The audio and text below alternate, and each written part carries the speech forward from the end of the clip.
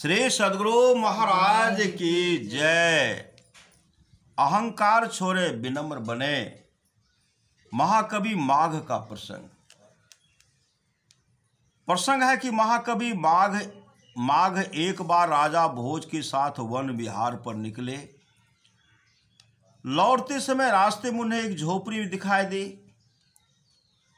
दोनों द्वार पर पहुंचे ही थे कि एक वृद्धा बाहर आई। महाकवि ने पूछा, यह रास्ता किधर जाता है? वृद्धा ने एक क्षण रुककर उत्तर दिया, रास्ता तो कहीं नहीं जाता है, केवल पथिक आते जाते हैं। आप कौन हैं? हम यात्री हैं, माघ ने संक्षिप्त सा उत्तर दिया। वृद्धा ने मुस्कुराते हुए सहज भाव से कहा, यात्री दो ही होते हैं, सूरज और चंद्रमा। आप लोग कौन हैं? सच सच बताइए। अब महाकवि माघ थोड़ा अचरज में पड़ गए और संभल कर बोले, हम राजा हैं।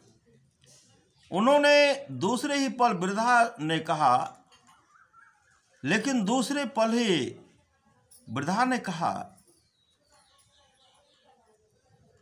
उन्होंने सोचा कि शायद वृद्धा पर इसका प्रभाव पड़ेगा और आगे प्रश्न नहीं करेगी।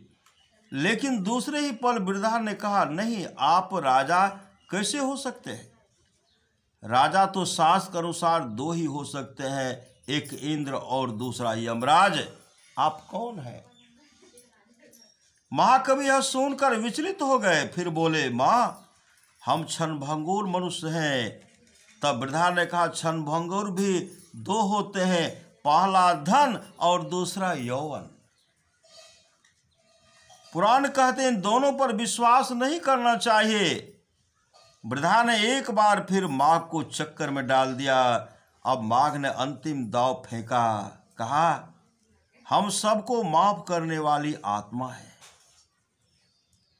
लेकिन वृद्धा का उत्तर इस बार भी सटीक तथा संतुलित था।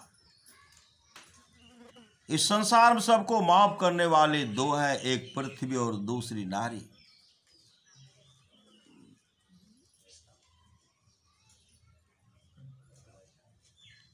आप इन दोनों की बराबरी किस प्रकार कर सकते हैं? अंत में महाकवि माघ ने हाथ जोड़कर करुण स्वर में बोले, माँ, हम हार गए, आप रास्ता बताओ।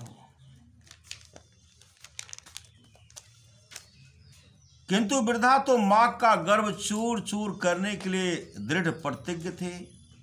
वृद्धा बोली, आप हारे किस तरह हैं? हारता तो वह है जिसने कर्ज लिया हो या फिर चरित्र खो दिया हो। आप इन दोनों में से किसी भी श्रेणी में नहीं है। महाकवि अवाक रह गए। कवि के निरुत्तर होते ही मुस्कुराती ही बोली, महाकवि माघ, मैं आपको अच्छी तरह से जानती हूँ।